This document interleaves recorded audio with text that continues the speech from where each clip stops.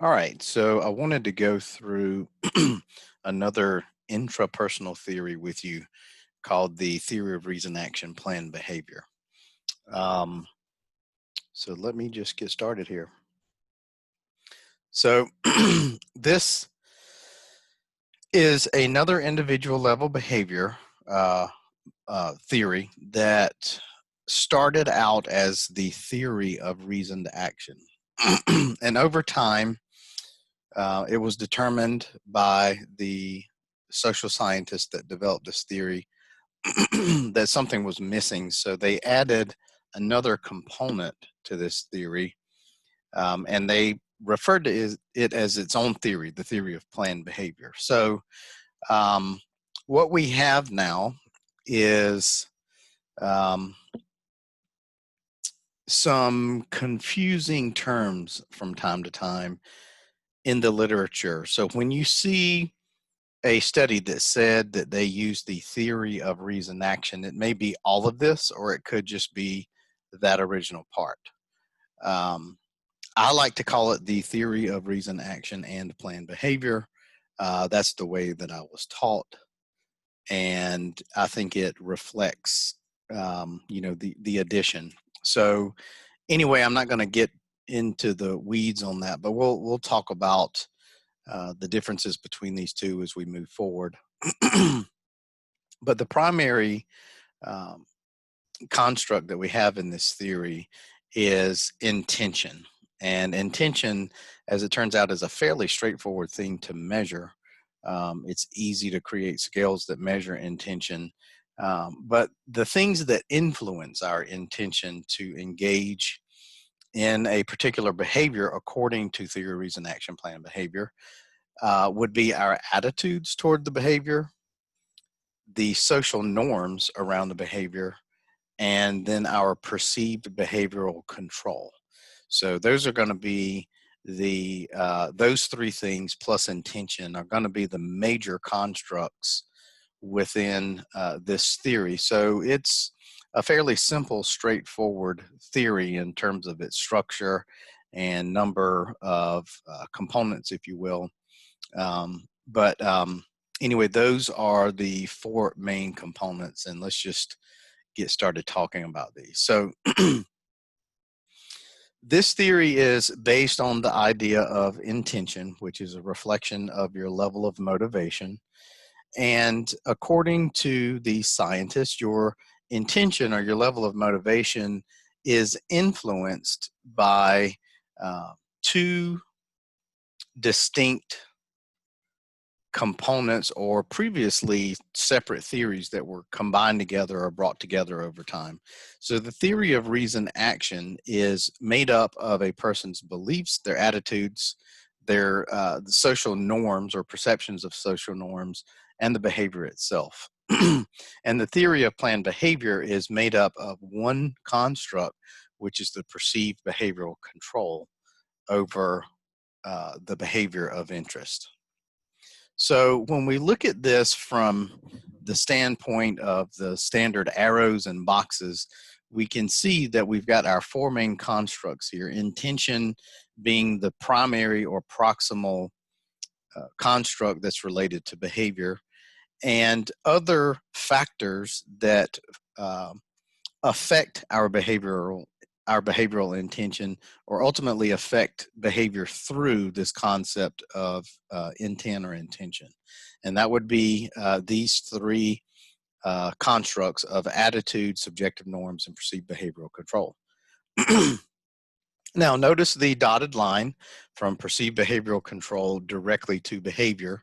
What that indicates to us is that perceived behavioral control, according to the theory, not only works through intention to ultimately lead to behavior, but also has a direct relationship with behavior. So it has two separate pathways that could be measured and tested once you get into the statistical analysis phase. Now, there are building blocks, if you will, of attitude that can be measured as part of this theory, um, and building blocks of subjective norm and building blocks of perceived behavioral control. And we can see those on the far left side.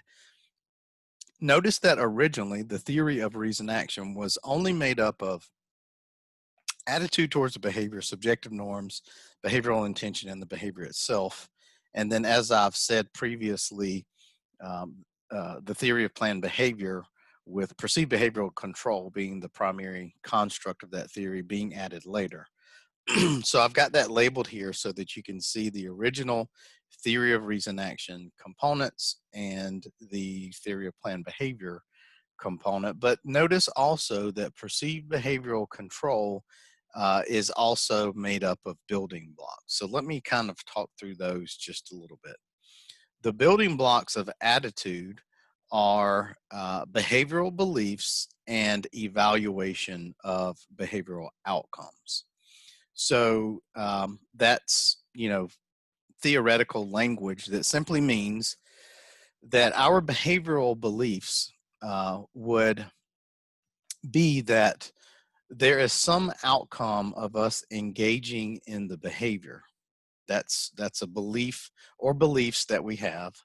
And the other piece of that, the other building block of that that forms our general attitude toward the behavior is the evaluation that we do of, or the conclusion that we draw, if you will, of the outcomes of that behavior. What value do we place on that? So, in other words, um, a behavioral belief example might be, if I exercise more, I will lose weight. That's an outcome. The evaluation of that, or the value that I place on that, is either high or low. Do I care if I lose weight, or am I exercising for a different reason? Maybe it's for sports performance or something like that. So I don't really care about losing weight. But if I place a high value on losing weight, then the value or the evaluation of that outcome is also going to be high in relation to um, the idea or the belief that I will actually lose weight if I exercise more. So those two things work hand in hand to form what we refer to as attitude. With subjective norms, and these are perceptions by the individual, by the way. So there is such a thing as uh, group beliefs, collective beliefs that we can refer to as social norms, and we can actually measure those. But what we're talking about here, and the reason it's called subjective norms, is because it's my or an individual's perception of the norms of important people around them. So, subjective norms is made up of these two building blocks: normative beliefs and our motivation to comply with these beliefs. So, an example, keeping with this same um, line of thinking that I started with, um, maybe we start with the idea that my family wants me to exercise so that I can lose weight. They want me to be healthy. So that would be an example of a normative belief, or something that I perceive, at least, that my family wants me to do. The other piece of that then that makes up this so-called subjective norm is whether or not I care what they think, and whether or not that would make me want to exercise more. So do I care what my family thinks? Do I care what my friends think, or my doctor, or whoever it is that you have these normative beliefs about? One is that they feel a certain way. That's the normative beliefs piece. And the other component here that makes up the so-called subjective norms is whether or not I am motivated to comply. Or another way to say that is, do I really care what they think or not? And, if I care, then I'm going to be more likely to do it. And so that would, if that's high, my behavioral intention would correspondingly be higher, and so on. And it's more likely that I would engage in that behavior. Now we get to perceived behavioral control. And that is, so we've got the attitudes towards the behavior, we've got the subjective norms, which has to do with our perceptions of what other people think and whether or not we care. And then this perceived behavioral control piece has to do with how much control I believe that I have over this situation, or related to this behavior more specifically. So perceived behavioral control is made up of control beliefs and perceived power. So your control beliefs have to do with the resources that you have related to that behavior. So this one's a little bit more complicated. It's not quite as straightforward as the others, but these control beliefs, for example, would be whether or not you believe that you have um, the capacity, the knowledge, whatever it is that you need, whatever resources you need. Resources could also be monetary. It could also be, for me to exercise, I need to be able to have transportation to the local gym where I can work out. So do I have the resources to be able to get there? In other words, do I have a car or not? And if I don't have a car, can I catch a ride with someone? Um, is there public transportation? So that's a resource. And then your perceived power related to that has to do with um, your ability to tap into those resources. So even if you have resources, your perceived power could be low because for some reason or another, you have these ideas in your mind that there's barriers that would not allow you to access those resources. So even though you might be high on some resource, you could be low on perceived power. And of course, those two things together is kind of a washout, right? And so your perceived behavioral control might be neutral or maybe even negative. But if you're high on your control beliefs, you've got lots of resources, and you also believe uh, simultaneously that you can access and utilize those resources, then your scores on those, if we're thinking about this from a measurement standpoint, would be high on both of those, and subsequently your perceived behavioral control would be high. And when your perceived behavioral control be high, that is would result in a positive impact on your intention to engage in a certain behavior, and positively affect you engaging in that behavior through that direct route. So that's a quick summary of how this theory works. And let's just go through a few details now and just kind of take a step back. So behavioral intention is the key construct. It's central to this theory. So notice that everything flows through intention except perceived behavioral control, which can have a direct effect on behavior. But intention is very, very important in this theory. And intention, the sort of textbook definition is the perceived likelihood of performing the behavior, or we can even take the word perceived out and just say the likelihood of performing the behavior. Attitude, again, is made up of behavioral beliefs and the evaluation that we place on those beliefs. So using psychological terms, a behavioral belief is an expectancy. So that's something that we expect to happen if we engage in a behavior. And then the evaluation piece, again, has to do with the value we attach to that outcome or the expectation. Subjective norms are the second big component of theory of reason action. And the normative beliefs have to do with our perceptions in the form of beliefs about others' approval or disapproval of behavior. Do they want us to do it or not? So these are the norms that we perceive among our family, among our friends, among other social important people around us. And then again, the motivation to comply is another piece of that. Perceived behavioral control components, control beliefs, again, the resources that we have available to us to engage in that behavior, and perceived power is the ability to access and use those resources. So even though perceived behavioral control from the theory of planned behavior is, that water is a little bit muddier, so to speak, than when we talk about the components of theory of reason action. This is the simplest way for me to put it into words in a more concrete way. So hopefully that's helpful in sorting through these constructs and building blocks of these constructs to help you understand what they are and what they mean. So here we have that same figure that we were just looking at in a slightly different way. So attitude towards the behavior, a couple of questions that might represent attitude. Do I really think the behavior will be good for me? That's the expectation. How important is the behavior to me? And the outcome of that behavior. That's the expectancy. And then with the subjective norm, important questions would be, do others think I should behave this way or engage in this behavior? And how much do I care what other people think? And then lastly, perceived behavioral control. This was added to the theory of reason action plan behavior. Do I have any control over this behavior in terms of resources? And one question that's missing here would be, first of all, what resources do I have at my disposal to engage in this behavior? So the follow-up question would be, do I have any control over this behavior in terms of utilizing and accessing those resources?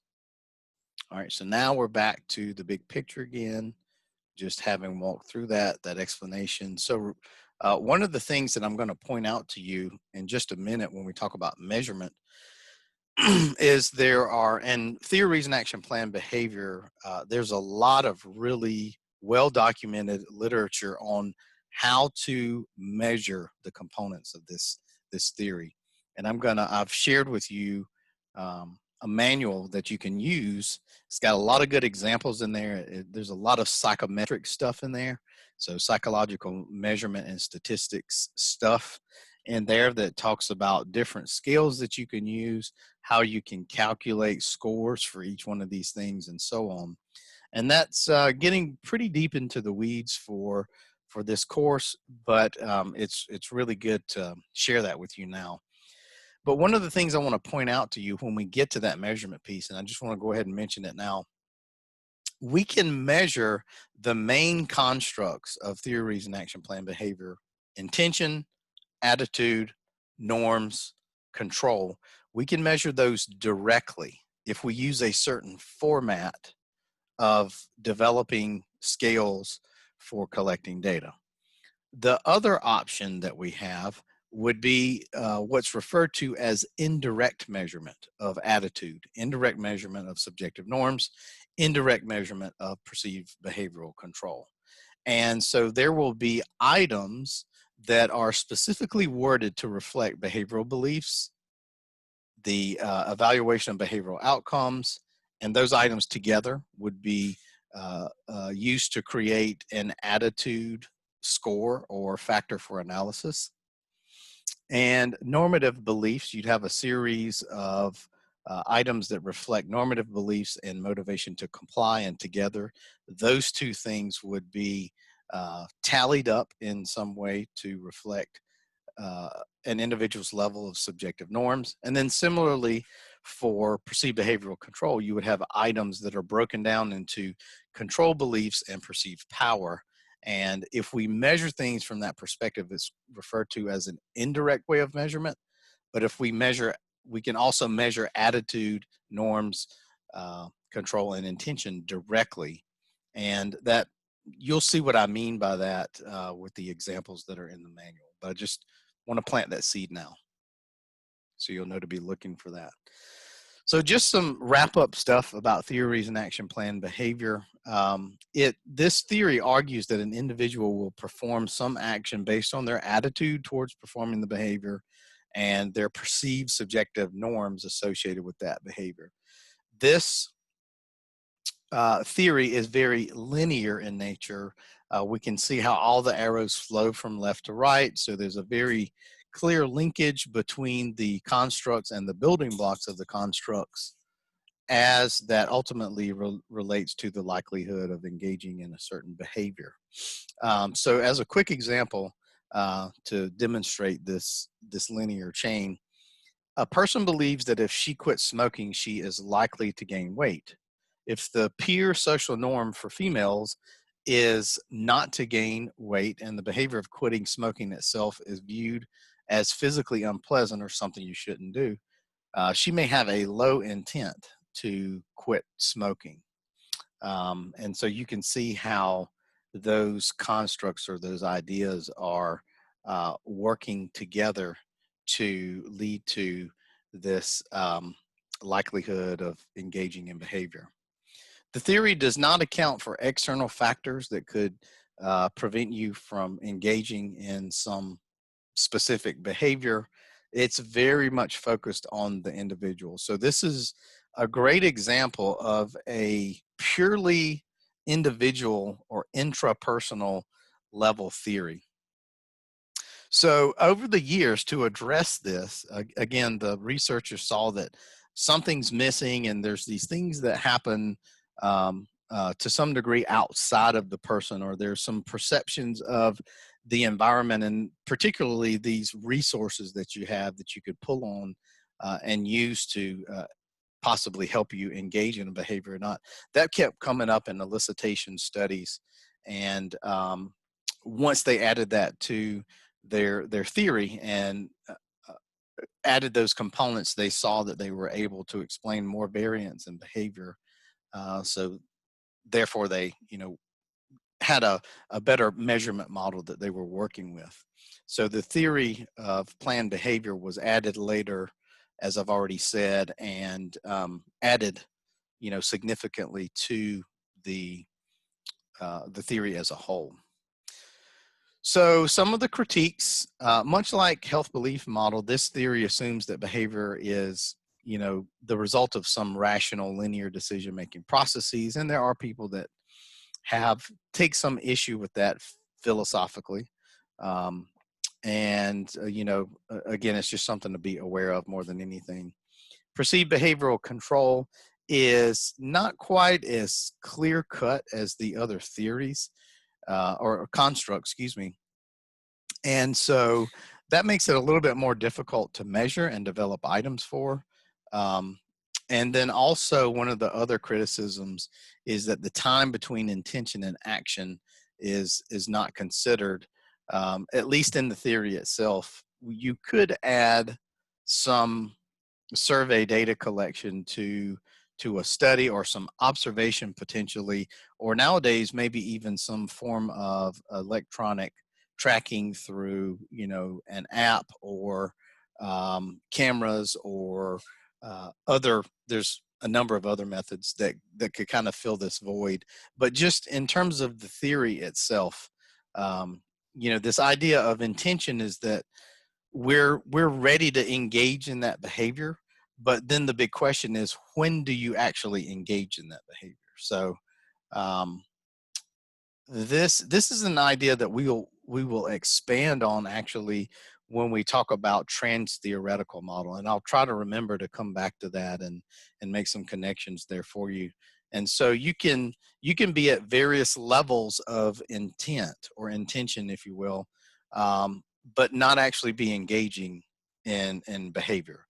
But if your intent is very high and strong, and some other things are in place, that could very well indicate that you're actually already engaging in the behavior, and maybe you're in like an action or maintenance phase of engaging in that behavior. But it also depends on the particular behavior we're talking about. So when we're talking about something like healthy eating or physical activity, that's a behavior that you engage in repeatedly, sometimes multiple times a day, with eating, obviously.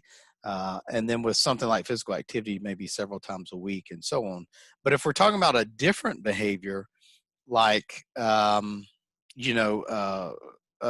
disease screening or something like that, it might be a one-time thing. And so we can further get into the weeds on this idea of intention and action, and how that could be different depending on the particular type of behavior it is that you're interested in. But I don't want to go too far off the path with that, but just trying to open your mind to some other possibilities here, and give you kind of a bigger picture view to think about.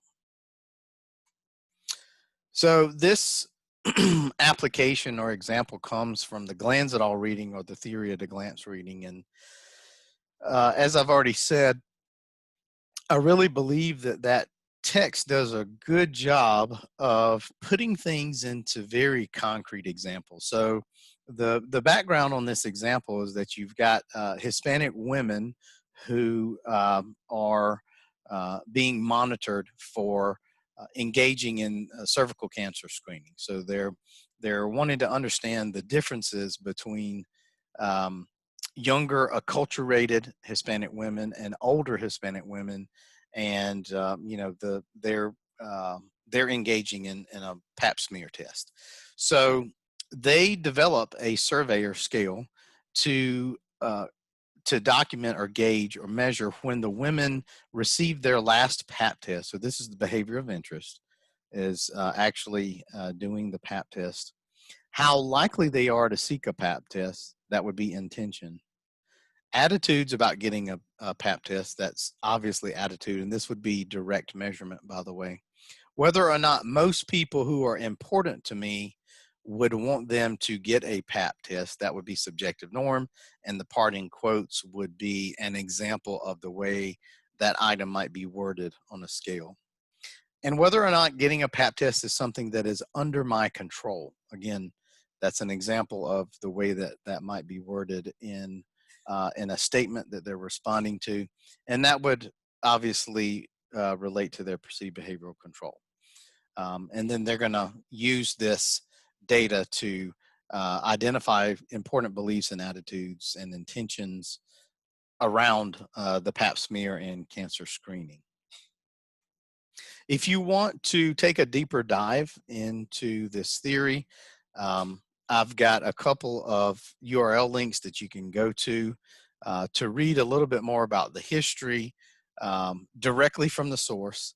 And there's also a list of other things, that other studies that you can look at found on these websites and so on. And so, you know, if this is one of the theories that you pick to do a case study on, or if it's something you're interested in, or maybe one of the theories that you ultimately do your final paper on, you would probably want to take a look at this background information.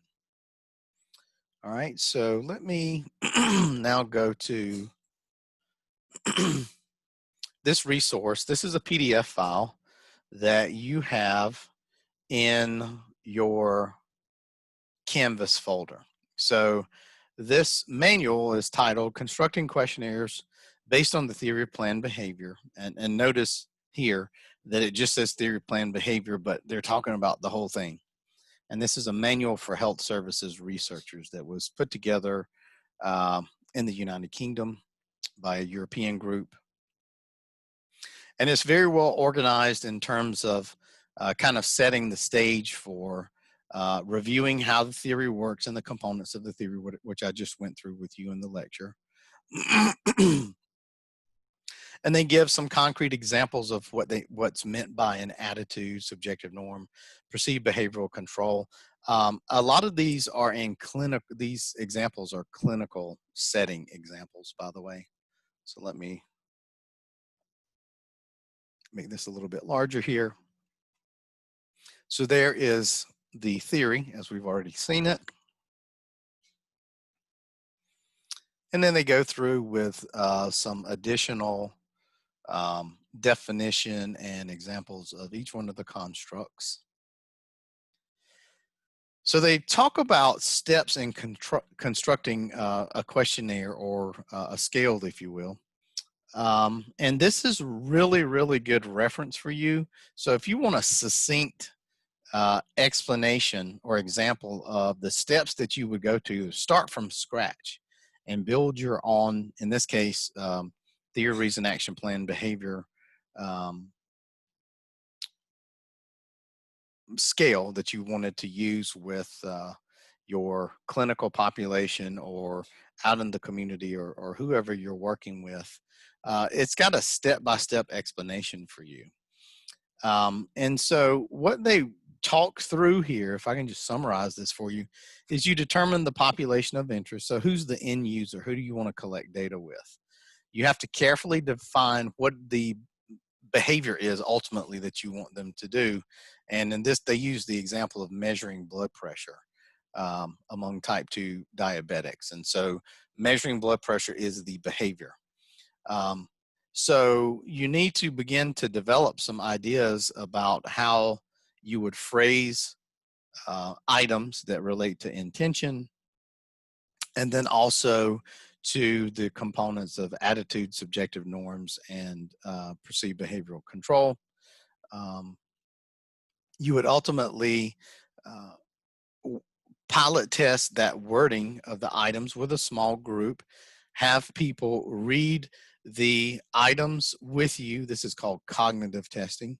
And then they can tell you in their own words what each statement means.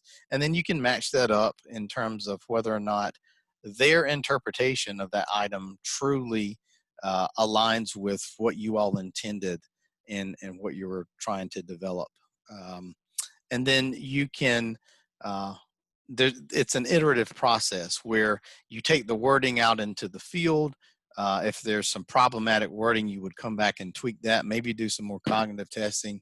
Ultimately, you go out in the field and you collect data, and you can collect data to look at the reliability of the measurement. So you're going to collect data with the same people, let's say about 2 weeks apart, and there shouldn't be any big changes in their responses. So you should have really high correlations on each person's answer from time 1 and time 2. So that's reliability. And that tells you, does this set of items or this scale measure consistently?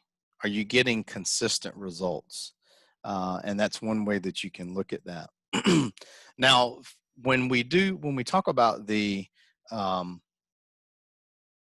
factor analysis and those kinds of statistical techniques where you're looking to see if the items that you worded related to attitude are all highly correlated with one another and not as highly correlated with the other constructs and so on and so forth, that's called validity testing.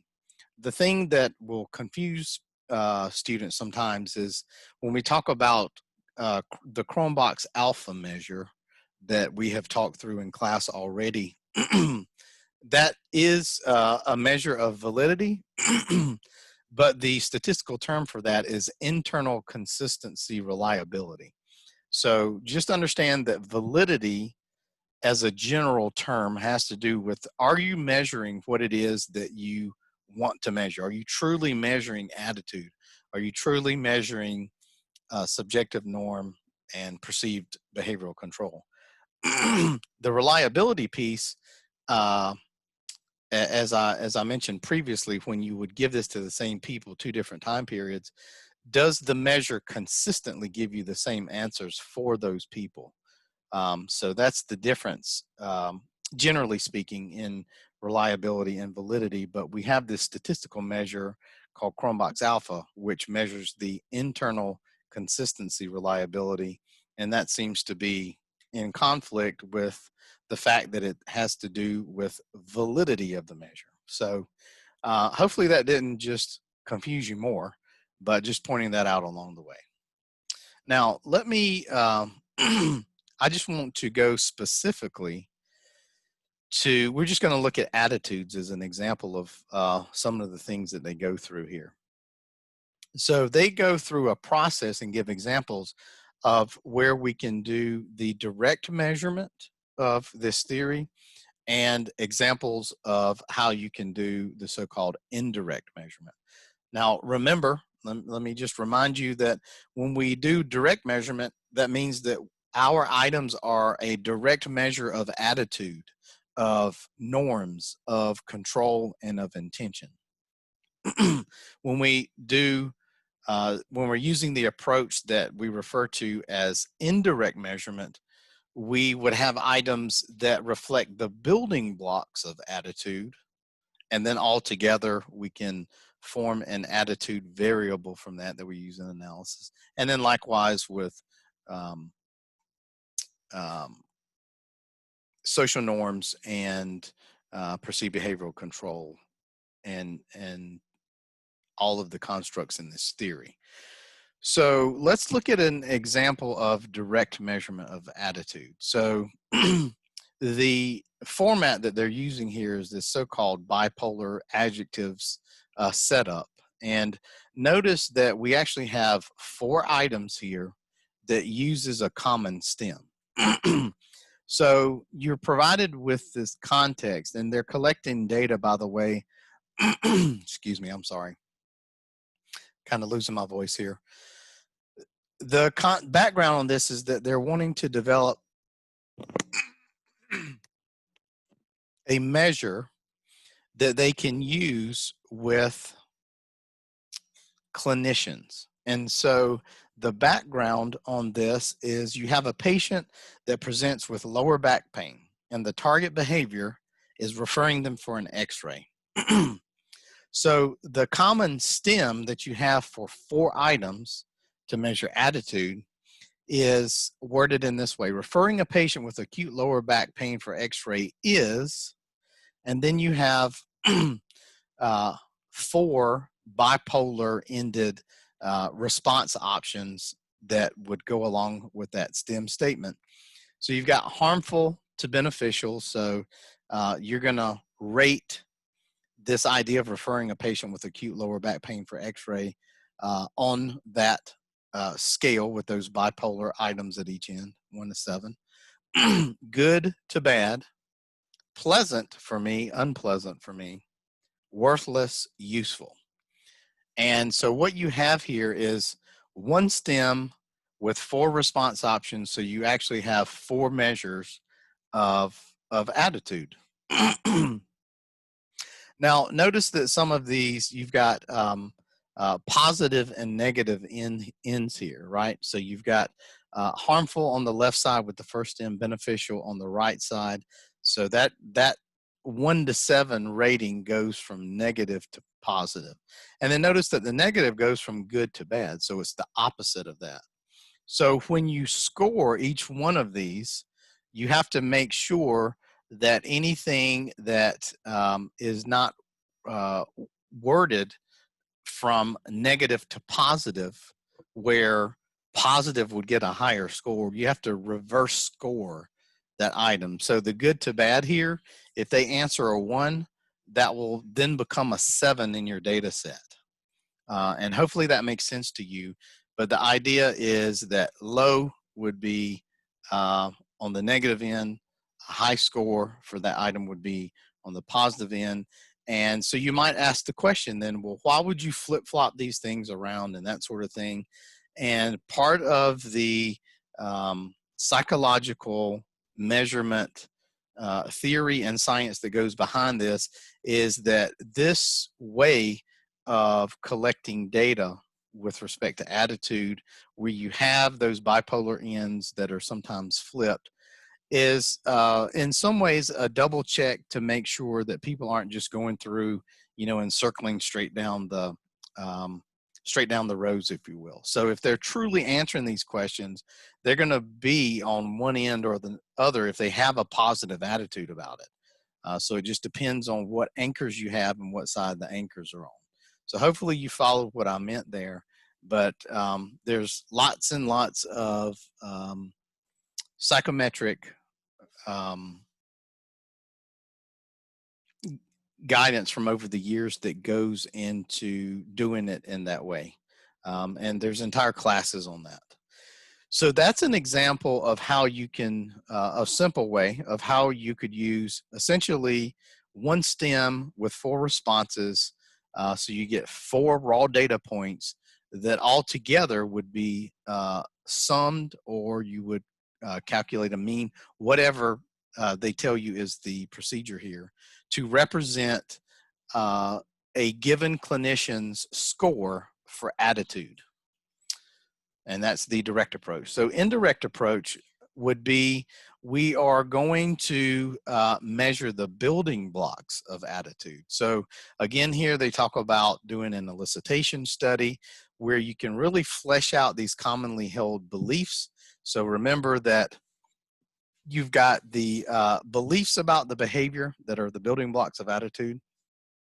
And then you've got the values that we place on those beliefs that is the second component that would be building blocks of attitude. So you have to know what those things are to create those items. Notice that it's pretty straightforward from a face validity standpoint. And what I mean by face validity, if you haven't caught on to that yet, is when I read this statement referring a patient with acute lower back pain for x-ray is harmful or beneficial, good or bad, etc., so on, it's pretty just by the content of the wording. This is what I mean by face validity.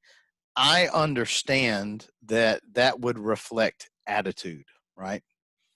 Now, it's when you use the indirect approach, you have to do a little bit more work because you have to create items that reflect the outcome beliefs and the values of those outcome beliefs, and it's a little bit more complicated.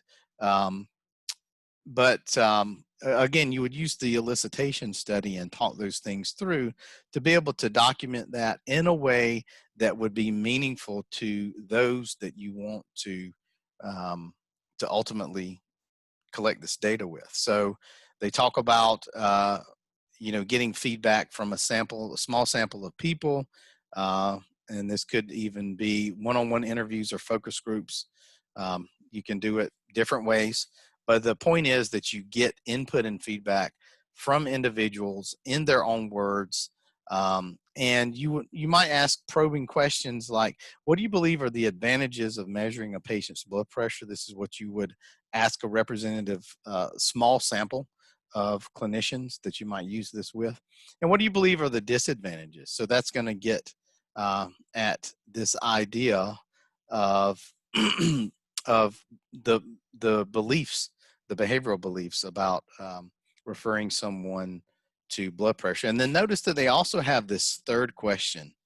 And of course, there could be a longer list of questions here. This is just a simplistic example. Is there anything else you would associate with measuring the patient's blood pressure? And that open-ended question just gives you the opportunity to make sure that there's not something else, some other belief or way of thinking about this that clinicians have that you just aren't aware of. And if you're not aware of that, you can't develop items that would represent that. And so therefore you wouldn't have a truly, you wouldn't have the best measure possible.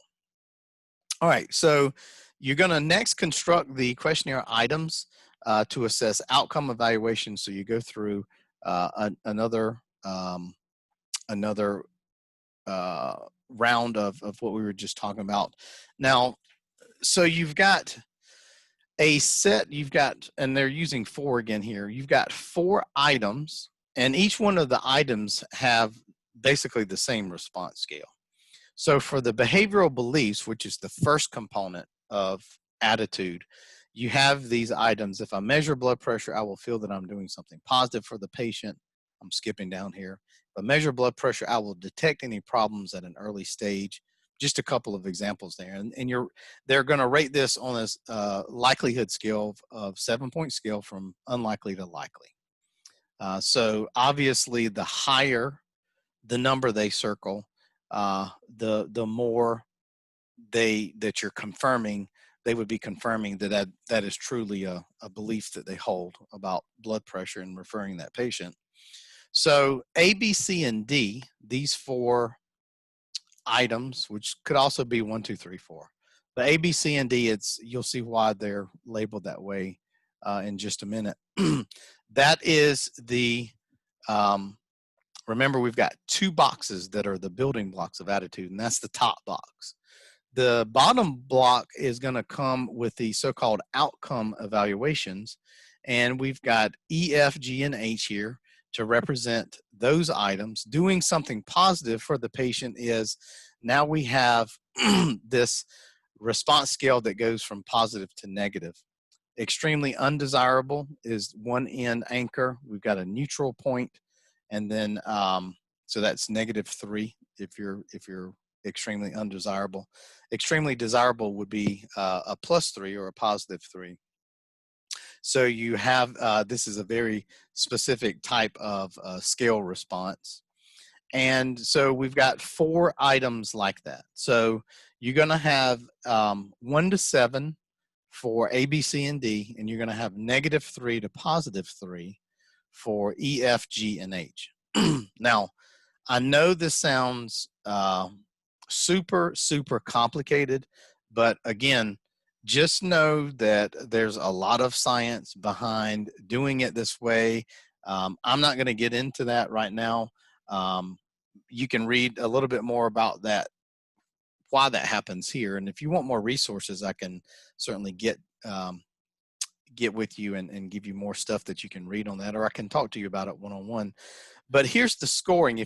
This is the indirect way of calculating. So you want to calculate their attitude score, and you're going to use the data that you've collected here, A, B, C, and D, and you're going to also use this E, F, G, and H, these two different response scales that you have here. They plug into a very specific formula. So A, B, C, and D are the scores for the four behavioral beliefs again. E through H are the scores for the outcome evaluations that relate to each one of those behavioral beliefs. And you're going to plug in A times E, because those are worded similarly. So if you look at A, if I measure blood pressure, I feel that I'm doing something positive for the patient. And then the outcome evaluation related to that would be doing something positive for the patient is undesirable to desirable. So you can see how those, from the way that they're worded, match up. And so you've got A times E plus B times F plus C times G plus D times H. And all of that together is going to give you a total attitude score, combining all 8 of those items that you have. And so again, a positive score means that overall the clinician is in favor of taking blood pressure with patients that have type 2 diabetes. A negative score means that overall they're against taking blood pressure readings among type 2 diabetic patients. And of course, we could fall somewhere in between here. So this is an example of how someone might answer that one. So we've got the 5, the 2, the 6, the 2, and then we match those up with the +3, the -2, the +3, and the -1, and we end up with this +27. So that's a pretty favorable attitude toward, it's positive. We can say that it's a positive attitude toward this idea of checking blood pressure among type 2 diabetics.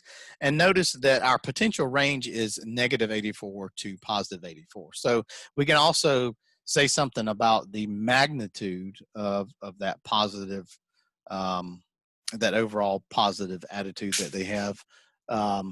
So, you know, they have a ways that they can go from 27 to 84. So it's not super positive, but it is positive nonetheless. So that is a very quick summary of, you know, what you might cover in about a month in a psychometric course, maybe in a psych department or something like that. And it's really a cursory overview, but, you know, covering a lot of ground in terms of developing items, how you would work with samples to do that, what the items would look like, how they might be worded, and then the big piece is how they would be scored ultimately. So that's a crash course in psychometrics, and it's just one of the ways that you can measure attitude. Now, again, a lot of you might be saying that seems like a whole lot of work to measure attitude when I could just use this straightforward, direct measurement way of doing it and just have 4 items. And you may be very right on that. So how would you decide whether or not to use the direct or the indirect approach? I'll give you one example that might determine why you would choose the direct approach over the indirect approach.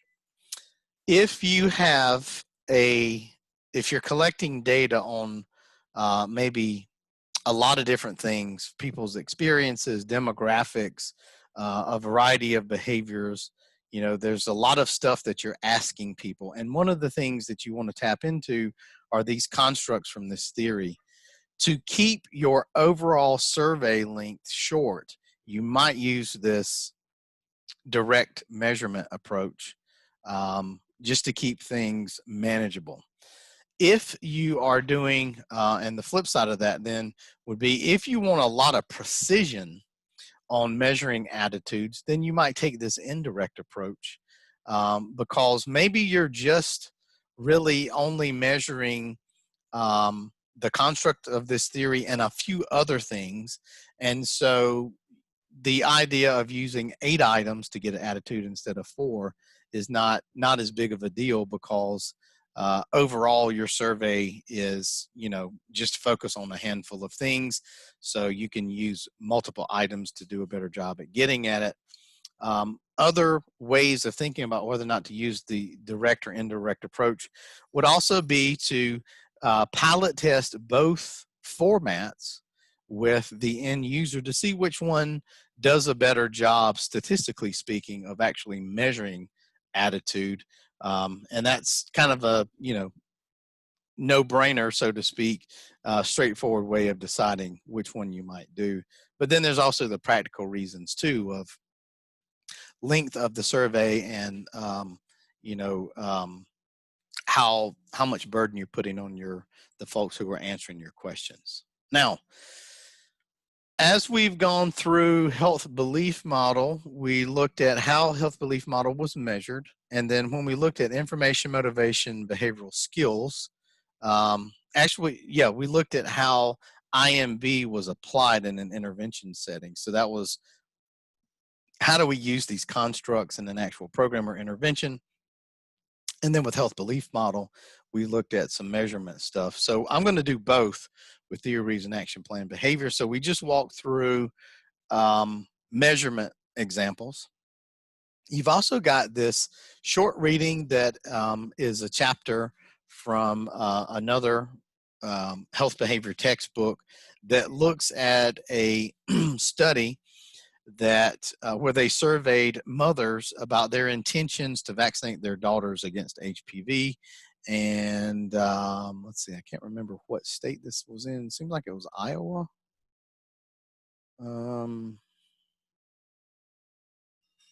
A rural Midwest state. Maybe that's why I was thinking it was Iowa. So it could be Iowa. So they used voter registration list as their primary list to sample from. And then, of course, they talk about their response rate was 25.43%, which is low. But, these are things that have to be reported. And then let's just jump right straight to, let me look at one thing here real quick. Let's go right straight to their measurement, their results and data analysis. Okay. All right, that's what I'm looking for. So let's see, table 1, we've got intention to vaccinate, and that was just a single item. Intention is super, super easy to evaluate, and so for them to use a single item on that is not surprising. So for attitudes, they have 3 items that they use here. Vaccinating is necessary, vaccinating is a good idea, vaccinating is beneficial. The Chromebox alpha on those 3 together is 0.96. That is great. So they definitely, can feel very comfortable moving ahead, combining those 3 either as a sum or as a mean score to represent attitudes. And then for subjective norms, they have 3 items for subjective norms. Those together have a Chromebox alpha of 0.88. That's also good. So they have no problem creating a summary score from that. But notice that there's no Chromebox alpha listed for perceived behavioral control. If you go back to the previous page, you'll see that they reported the Chromebox alpha as 0.38 or 0.36. No, I forgot, 0.38. So that is not good. So these items, the way that they're wording, are not highly correlating with one another. I don't know. They don't provide enough information here to tell us if you drop some of these out, if that would improve. But obviously, I would imagine that that's not the case. No significant improvement. So just weren't worded very well in the first place. And just didn't work well with this population. So they decided not to compute a mean score, summary score on that. And you'll notice when you go to table 2, they have these beta coefficients from their data analysis. So they have one beta coefficient for attitude, one for subjective norms. And what that means is they use these 3 items for each one of those to create a score, a single score for each person. But notice that what they did, instead of throwing out the perceived behavioral control items, they just kept those in as individual items and then let those contribute accordingly. But they also included a few other questions, so it was a pretty short survey, or at least this is part of a survey. I don't remember, but they also ask about mothers' experience with STIs, other people's experience with STIs around them. They captured the perceived risks for HPV and whether or not the vaccine would encourage a behavior that maybe they don't want their daughter engaging in. So just a few more questions there, and they put that all into one model. It accounted for 66%. It was able to explain 66% of the variance in these mothers' intention to vaccinate their daughter with the HPV vaccine. They say that this is good. It certainly could be higher. It's not bad.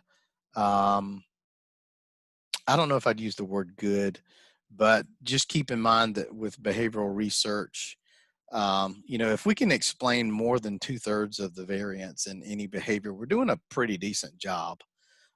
This is not lab science where we have a lot of control over things and simple, straightforward relationships where, we always expect in that context and setting to be able to explain 95% or more of the variance in the relationship between some predictors and some outcome. So we're talking about, mothers' perceptions of HPV vaccination, which is, a lot harder to measure. So if we can just get some understanding of that, then we can begin to identify important barriers, facilitators, and then begin developing, programs and interventions to change that if that's what we wanted to do as a result of this. So that was a quick run through of how they measured that. So this was more of a measurement example, and not so much, using testing and intervention or program. But what the point that I wanted to make was that from this data analysis, there are things that we could learn. For instance, attitude toward the vaccine is a major predictor just by itself. The subjective norms piece was statistically significant, but not as big of a predictor of intention to vaccinate their child. And then everything else, all these perceived behavioral control items and mom's experience, all these other things didn't really impact that decision nearly as much as subjective norms and attitudes. So we know that those 2 factors from theory, reason, action, plan, behavior are important.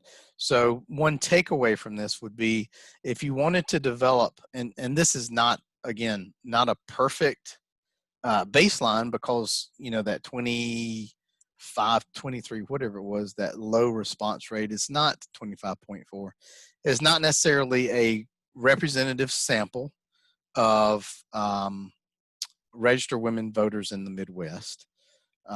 So there's some issues and problems there. But if we were to take this with its limitations, we could say that attitudes in particular and subjective norms also are important things that we need to incorporate in the interventions if we want to change, meaning increase HPV rates, because we would be doing that by increasing intentions, and you know, this idea of surveying moms, mom would typically be the gatekeeper on this particular issue. Not always, but for the most part, as a general rule, I think that's a pretty decent assumption. So, there are some issues here. It's not a perfect study, but we can use it as an example to work from and see how these things are measured and what we could do with that as a result. So we kind of extrapolate from there. And so that wraps up this overview of theory, reason, action, plan, behavior.